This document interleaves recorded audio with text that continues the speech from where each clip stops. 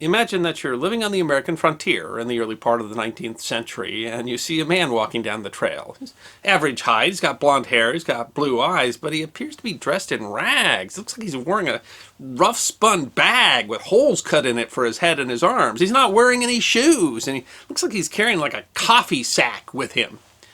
What might you think of such an eccentric creature?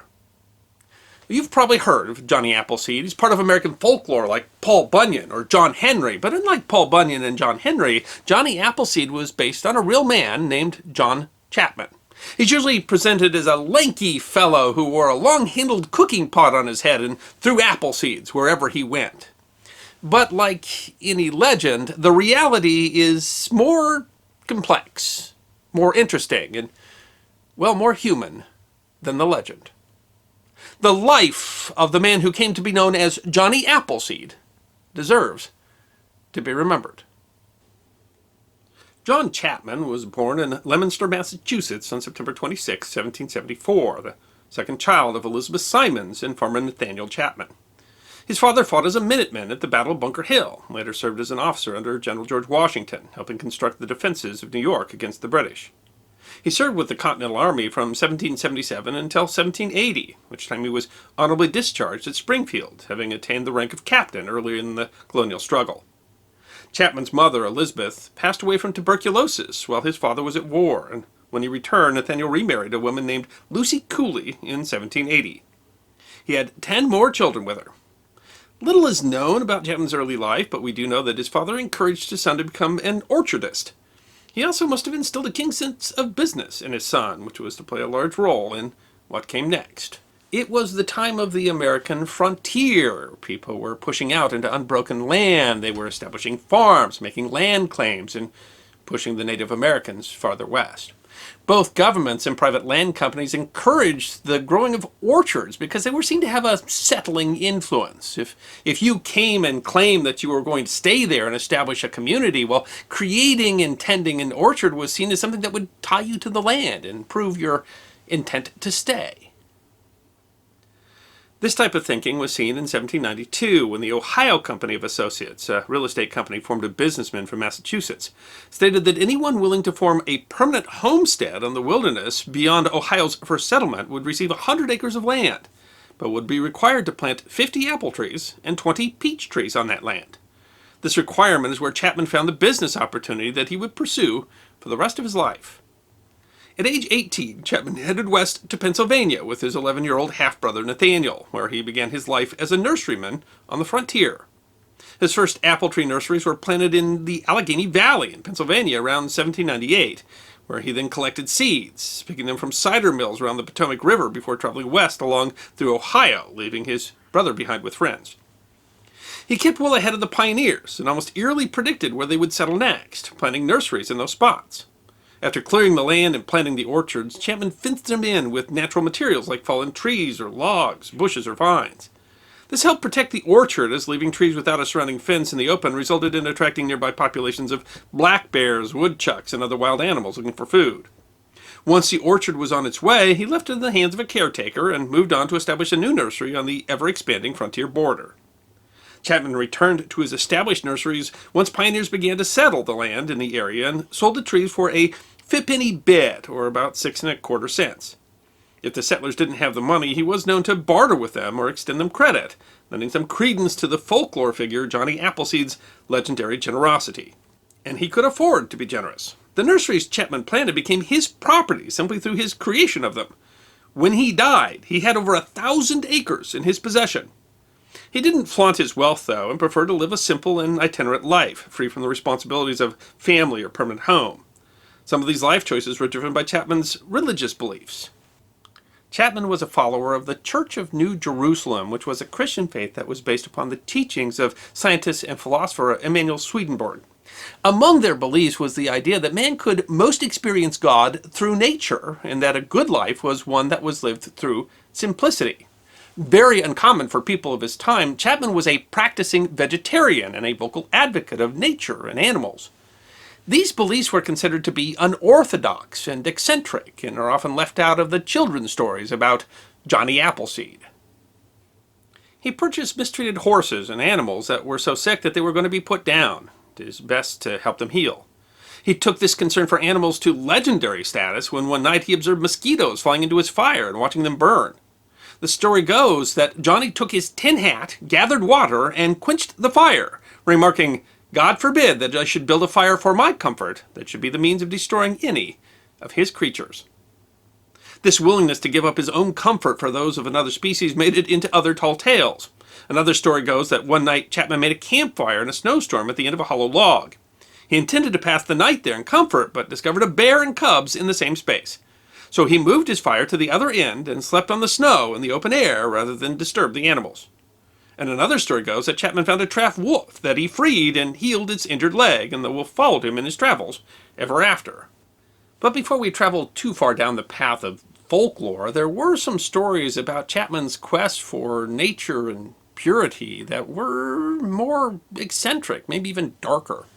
He was asked once by a pioneer why he didn't marry and settle down on an orchard of his own, and he responded that no woman was pure enough for his love, nor could she compare with his life of nature and simplicity. He would find a wife later, he said, in heaven, after he died. The story continues, and almost creepily, that in an effort to find a woman who met his exacting standards, Chapman arranged for a settler family to raise their young daughter as his intended bride. But when he saw her flirting with some boys in town, he put off the engagement because of her behavior. Perhaps these are just troubling rumors about a pious man, but Chapman never did marry or settle down.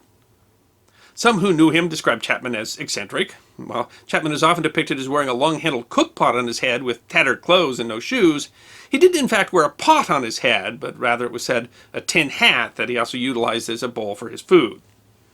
Although thin in appearance, Chapman was a rugged outdoorsman because of his lifestyle, walking miles each day barefoot and sleeping outdoors in lands that were known for their dangerous wildlife. His feet became so rough from his punishing existence that Chapman reportedly could push needles through the soles of his feet without pain or walk on hot coals. In another story from the era, Chapman gave away his shoes to a family traveling west who couldn't afford to buy shoes for themselves. In acts that would go on to fuel more stories of his legendary generosity, Chapman spent time teaching the settlers how to care for the trees he sold them before returning to his travels. There was nothing that required him to educate the green settlers, and in doing so, Chapman helped the homesteaders establish their land claims early in their arrival, along with leaving them a much-needed source of additional food in the fruit from the trees. The apples Chapman planted were not the dessert types one would use in cooking, but rather trees that produced cider apples. Called spitters, these apples were small and unpleasant to eat and had a bitterness and dryness, qualities that make the fruit unsuited for cooking, but instead were used to make hard cider along with certain brandies.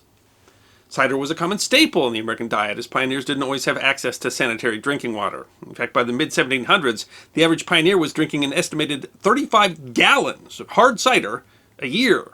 It was also a key component of the colonial economy. Since currency was often hard to come by in the colonies, cider was often used as good as cash, with barrels of it being worked out in barter arrangements. Chapman's association with cider led one American author to refer to him as America's Dionysus. Beyond drinking it, the cider could be fermented into cider vinegar, which colonists used to preserve vegetables through pickling, helping with the storage of food, which was another constant concern on the frontier. Although there was some decline in its use by 1900, apple cider remained a part of the American diet until the rise of the temperance movement. When Prohibition was enacted in 1919, FBI agents began to tear down orchards to prevent the making of homemade hooch, destroying heirloom apple varieties that had grown since colonial times. Which brings us back to another facet of the Johnny Appleseed legend, his association with apples. Part of this legend was created by Chapman's religious beliefs. Reportedly, he refused to graft trees, a process whereby a twig or branch of an existing tree is attached to the root system of another, as he saw that as hurting the plants, and instead carried his signature look of the coffee sack of apple seeds with him to plant trees. Since Chapman didn't use grafting, which grows an apple identical to the parent tree, Chapman created the conditions for apple trees to adapt and thrive in a new environment, the American frontier. Because of this personality quirk, he is credited for the development of some of the most popular apple varieties, like the Delicious and Golden Delicious apples. Though Chapman contributed to their dislocation, he was reportedly known and liked by indigenous American tribes he encountered on the frontier's edge, although the relationship was not universally friendly. He spoke some of their languages, and they in turn admired his friendly nature and knowledge of plants, both for food and for medicinal use. Some Native Americans seem to have regarded him as someone who was touched by the Great Spirit and generally left him alone on his travels, which were extensive. Chapman meandered from Massachusetts through western Pennsylvania, Ohio, and Indiana, eventually traveling as far as Ontario, Illinois, and West Virginia, planting and operating a chain of nurseries as he went. In 1845, after a 15-mile walk leading his black ox to repair an orchard fence that cattle had trampled down, he contracted pneumonia. That night, Chapman visited a friend named William Worth, ate bread and milk, read the Bible, and laid on the floor to sleep. The next day, Chapman didn't wake up. He died at age 70 on March 11th, 1845. At his death, the itinerant wanderer owned more than 1,200 acres of land and 4 plots in Allen County in Indiana, including a nursery with an estimated 15,000 trees. Chapman is believed to have owned even more lands that he lost track of due to his poor bookkeeping. He left all his property to his sister. Today there's a 176-year-old tree in Nova, Ohio, which is one of the last known to have been planted by Chapman himself. Although the lifespan of most fruit trees is only 15 to 45 years, this tree will live on using the method that Chapman didn't employ, grafting. The seeds and cuttings have been used to propagate hundreds of new Johnny Appleseed trees in the time since its planting. You can also visit his birthplace in Leominster, Massachusetts, where there's a recreation of his childhood home. It's unclear when Chapman picked up his famous nickname, but the name and the legend didn't become popular in America until decades after his death. But eventually the legend of Johnny Appleseed captured the nation's imagination and cemented itself in American folklore. And like any legend, it's difficult to separate the myth from the reality, and there are questions about most of the popularly told stories about his life. But the reality of the man, his strange appearance, his eccentric beliefs about animals and nature, his distinctive lifestyle have inspired millions to plant trees and help others. And maybe that's all that anyone can hope for in life, is to create a life that inspires, a life that deserves to be remembered. John Chapman's memorial gravesite is in Fort Wayne, Indiana, where they hold a yearly festival. There's a marker at the site that bears the motto, "He lived for others."